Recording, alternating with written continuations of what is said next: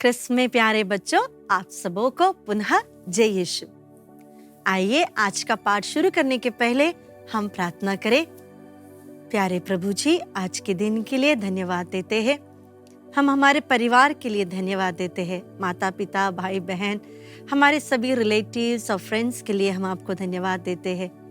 प्यारे प्रभु, हमें यह कृपा दीजिए कि हम सब एकजुट होकर प्रार्थना कर सके, साथ भोजन कर सके, अपने दुख दूसरों के साथ शेयर कर सके और एक दूसरों के लिए हमेशा एक केयर और कंसर्न हमारे हृदय में रहे।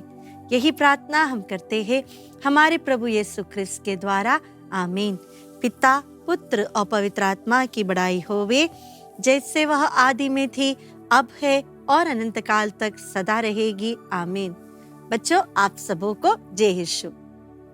हमने 10वें पाठ में देखा कि सीरो मलबार कलीसिया किस प्रकार प्रेरिताई कार्य करती है, और आज हम 11वां पाठ में देखेंगे कि पारिवारिक जीवन में हम किस प्रकार प्रेरिताई कार्य कर सकते हैं। प्रेरित चरित्र अध्याय 10 में हम एक व्यक्ति के बारे में पढ़ सकते हैं। उनका नाम है कॉर्नेलियुस। कॉर्नेलियुस एक गैर यहूदी थे। वे एक सेनापति थे और एक धर्मी व्यक्ति थे। एक दिन वे जब प्रार्थना कर रहे थे तो उन्होंने एक स्वर सुनाई दी कि जाओ और पेट्रुस नामक एक व्यक्ति को बुलाकर लेकर आओ जो यहाँ रहता है। एक जगह का नाम भी बता के दिया, और जैसा वो आपसे कहता है आप वैसा कीजिए। कॉर्नेलियुस ने तुरंत ही लोगों को भेजा और पेट्रुस को बुलाकर लेकर आया।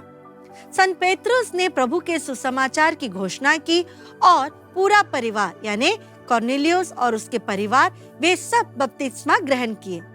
लेकिन वहाँ पे जो लोग इकट्ठे हुए थे, जो वहाँ पे उपस्थित थे, वे भी इनके साथ बपतिस्मा ग्रहण करते हैं।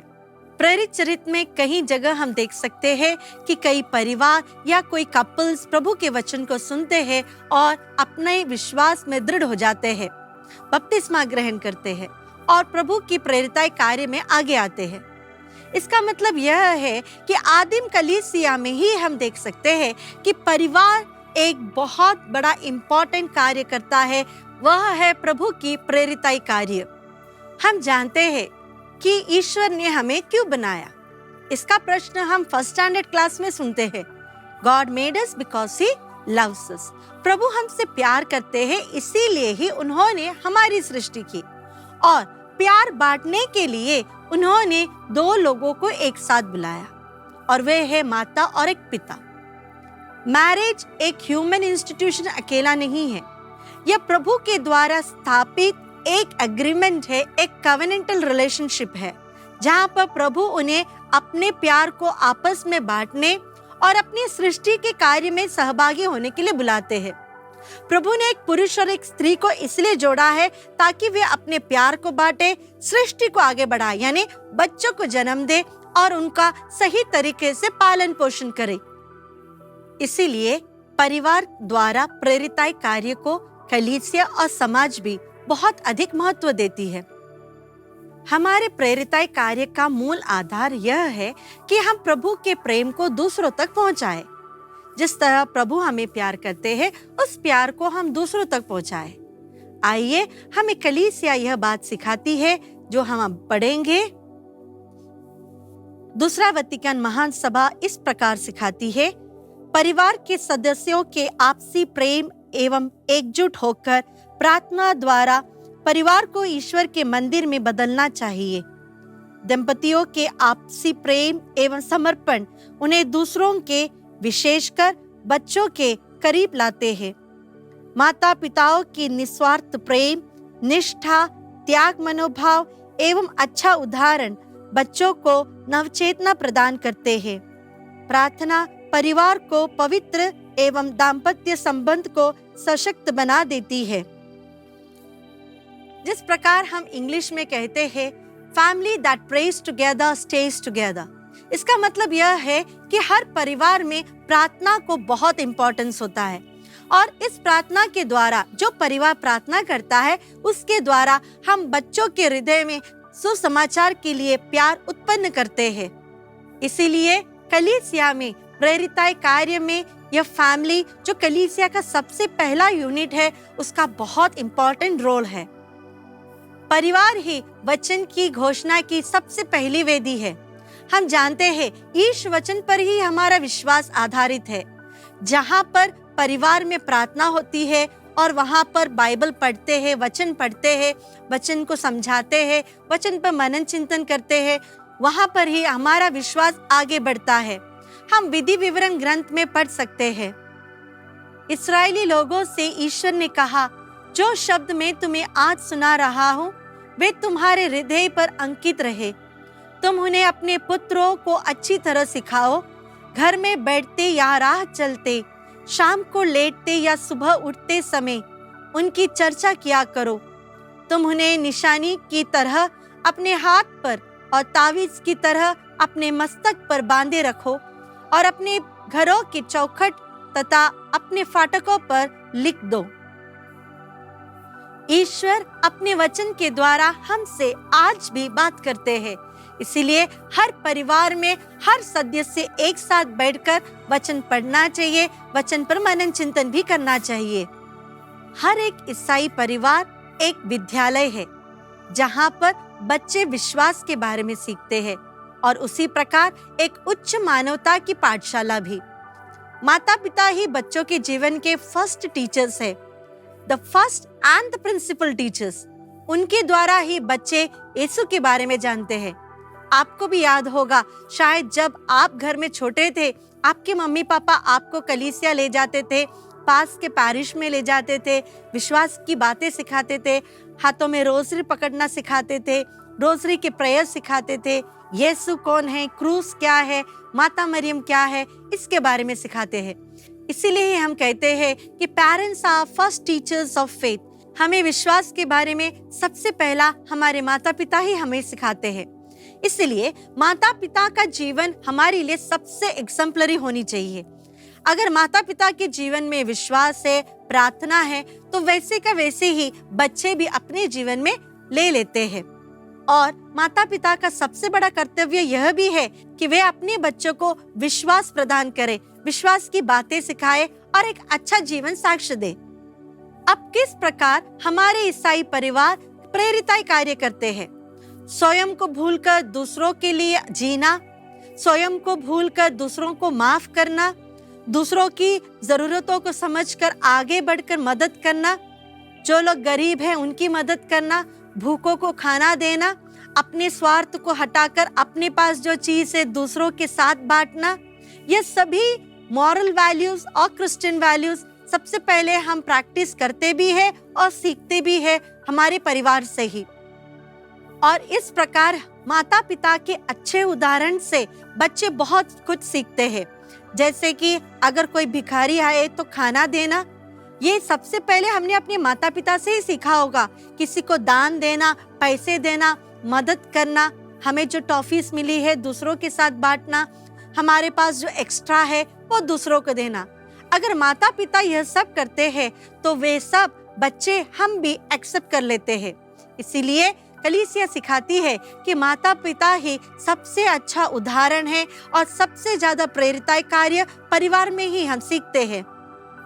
जो परिवार बहुत अच्छा अपना विश्वास का जीवन जीते हैं, वे इस समाज के लिए भी एक बहुत आदर्श है। उनके द्वारा कई अच्छे कार्य समाज में भी होते हैं और वे कलीसिया के सजीव सुसमाचार प्रचारक बन जाते हैं। जो क्रिस्तीय परिवार विश्वास में आगे बढ़ते हैं, वे समाज में अपने विश्वास का, अपनी सुसमाचार का एक सशक्त वेदी बन जाते हैं। इसीलिए ही परिवार कलीसिया में सुसमाचार का सशक्त वेदी, सुसमाचार घोषणा की सशक्त वेदी बन जाती है। जब हम परिवार के प्रेरिताई कार्य के बारे में सोचते हैं तो उसमें सबसे अधिक इम्पोर्टेंस हम देते हैं दाम्पत्य जीवन में प्यार से रहना, बच्चों को अच्छी शिक्षा देना, विश्वास के कार्य सिखाना, संस्कारों देना, पूजा विधि में पूर्ण रूप से भाग लेना, परोपकार करना इत्यादि। जब हमारे विश्वास जीवन हम आगे अच्छे से जी रहे हैं तो हम ऑटोमेटिकली हमारे पैरिश के सभी एक्टिविटीज में भाग लेंगे। बहुत सजीव रूप से हमारे विश्वास को हम हमारे पैरिश में रहेंगे। इस तरह एक परिवार अपना प्रेरिताई कार्य कर सकता है। गरीबों की मदद करना, जो भूखे हैं उनको खाना देना, जो बच्चे अनाथ हैं उनके लिए मदद करना, institutions, educational institutions, orphanages, hospitals को मदद करना, या फिर जो पीड़ित है उनकी आवाज बनना। इस प्रकार हम कई कार्य जो समाज में करते हैं उसके द्वारा हम अपने प्रेरिताई कार्य कर सकते हैं और प्रभु के सुसमाचार को दूसरे लोगों तक पहुंचा सकते हैं। लेकिन एक माता पिता का सबसे बड़ा एक दायित्व यह है कि अपने बच्चों को विश्वास देना, और अगर उनमें एक बुलाहट है उस बुलाहट का प्रोत्साहन करना, उन्हें आगे क्या करना है उसमें मदद करना और उन्हें प्रभु की सेवा के लिए छोड़ना। ये एक माता पिता के जीवन का सबसे बड़ा कर्तव्य है। अगर आप प्यारे बच्चों, आपके मन में एक इच्छा है, एक बुलाहट है प्रभु के लिए सेवा करने की, तो ये आपके माता पिता का भी कर्तव्य है कि वे उसके लिए आपको आगे बढ़ाए और एनकरेज करें और आप भी प्रभु की सेवा के लिए आगे आए।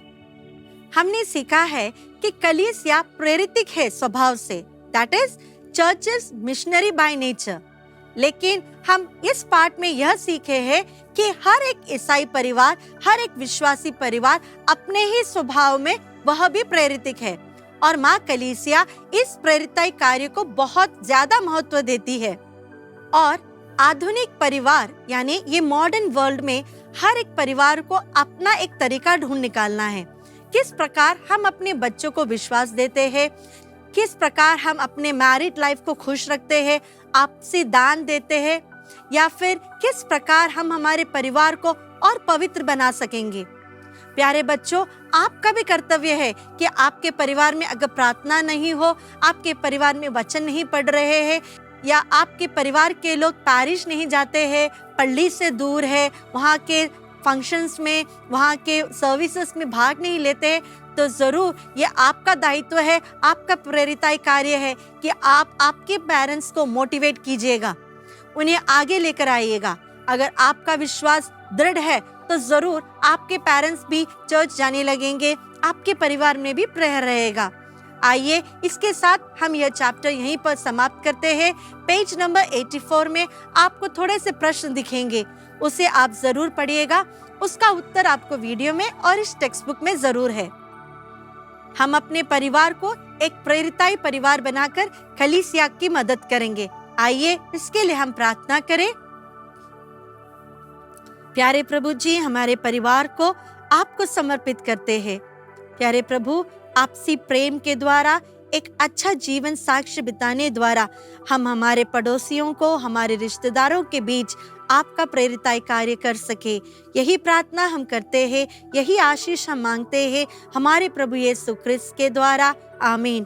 पिता, पुत्र और पवित्र आत्मा के नाम पर आमीन। आप सबों को जय यीशु।